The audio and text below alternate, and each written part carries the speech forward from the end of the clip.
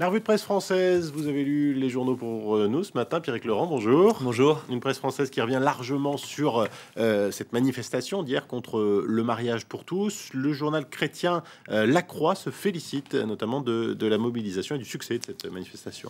Oui, La Croix qui titre « Ils sont revenus en foule » avec, vous voyez, cette photo donc de l'étendue de la manifestation hier, depuis la Défense jusqu'à l'Arc de Triomphe à Paris. Alors dans son édito, bien, le journal estime que les responsables politiques doivent entendre le message. La société civile n'a guère l'habitude de faire peur et sa voix, en l'occurrence, n'a pas été écoutée avec sérieux, nous dit La Croix. Il est important que le gouvernement considère ce défilé avec respect et lui donne des signes tangibles de ce respect. La Croix qui attend donc une réponse du gouvernement. Et comme à chacune de ce type de manifestation, il y a évidemment une bataille de chiffres, hein, Pierrick. Alors combien était-il hier? 300 000 selon la police, donc moins que le 13 janvier dernier. 1 400 000 selon les organisateurs, donc beaucoup plus. Un chiffre remis en perspective sur le monde.fr. Regardez ce graphique qui établit un comparatif des cortèges parisiens depuis 1984.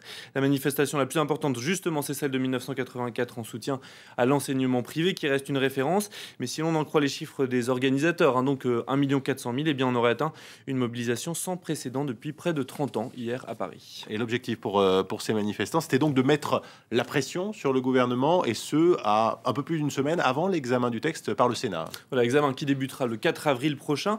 Alors le Figaro se félicite ce matin de ce nouveau succès pour les anti-mariage gay, et il explique justement les prochaines étapes du texte. Au Sénat, la majorité absolue dont dispose la gauche est beaucoup plus réduite qu'à l'Assemblée. 6 sièges seulement. Or, certains élus, notamment des sénateurs d'outre-mer, pourraient voter contre, certains élus de gauche. Mais pour compliquer les calculs, certains de droite, par contre, pourraient voter pour. Alors, ce qui est sûr, c'est que le texte, dans tous les cas, retournera à l'Assemblée nationale, puisqu'il a déjà été modifié au Sénat par l'Assemblée des lois. Reste encore la possibilité aussi pour les opposants de saisir le Conseil constitutionnel en France ou au-delà, la Cour européenne des droits de l'homme. Voilà, et ce mécontentement qui s'est exprimé hier, ça pourrait être bon pour la santé, en tout cas pour ceux qui ont manifesté, et c'est ce que croit savoir un article dans le Parisien aujourd'hui. Oui, râler, c'est un sport national en France, on s'en plaint souvent d'ailleurs puisqu'on aime râler, mais ça fait du bien, nous dit le Parisien. C'est une soupape, expliquent plusieurs spécialistes interrogés dans le Parisien. Alors évidemment, mieux vaut être de bonne humeur pour la santé, mais la colère ne doit donc pas être cultivée, mais c'est un mécanisme de défense, explique le Parisien.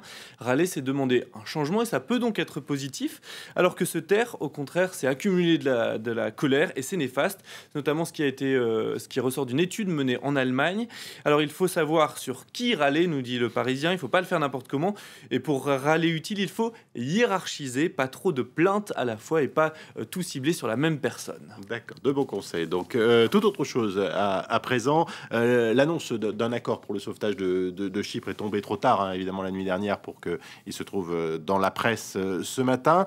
Mais les journaux analysent tout de même les conséquences de cette nouvelle crise que traverse l'Europe. Oui, et notamment Libération, donc, qui revient sur ces négociations qui ont eu lieu hier soir. Ce qui nous sidère désormais, estime Libération, c'est la durée de la crise et son extension, la lenteur des réponses, l'inefficacité, peut-être même le non-sens des théories économiques mises en œuvre pour la juguler. Chypre a valeur d'avertissement supplémentaire pour l'Europe. Et le journal Les Échos va même plus loin, puisqu'il pointe des erreurs commises par l'Union européenne. Oui, le vrai drame, écrit le quotidien économique, c'est que la zone euro réussit à apparaître comme un bourreau qui torture sa victime, Chypre. Ce n'est pourtant pas le cas. Chypre est largement coupable de ce qui lui arrive. Mais le plus terrible, c'est le sentiment finalement que la zone euro ne sortira jamais la tête de l'eau. Et puis l'animosité entre les peuples. 2 mots pour résumer le spectacle offert: tristesse et inquiétude. On termine, Pierrick, cette revue de presse par un voyage dans le temps que nous propose le site de Rue 89, retour dans Paris du début du XXe siècle. Et vous allez voir Rue 89, mais en comparaison, 2 photos prises exactement au même endroit, l'une au début du siècle, l'autre en 2013. Et en promenant la Poignée Rouge, vous voyez, on peut scruter les changements. Par exemple, Porte Saint-Denis, dans le 10e arrondissement, entre 1914 et 2013. L'Arche est toujours là, on le voit, mais les bâtiments autour ont bien changé, même si une boulangerie reste là. Rue d'Aboukir, dans le 2e arrondissement, on voit les colonnes Maurice, ces colonnes publicitaires qui ont disparu, la végétation, des arbres qui sont revenus, et puis on va avoir enfin port d'Austerlitz dans le 13e, avec ce port où vous voyez très peu de bateaux aujourd'hui, et une usine dans le fond, une usine qui servait d'électricité pour le métro, qui a disparu. Merci pour ce voyage dans le temps, donc, qui est à retrouver sur le site de Rue 89. Tout à fait. Merci Pierrick Laurent. Il est maintenant 7h27 à Paris. Dans moins de 3 minutes, ce sera un nouveau journal. Nouvelle demi-heure d'information en compagnie d'Anne Sautemont. Paris Direct continue donc et reste avec nous bien sûr sur France 24.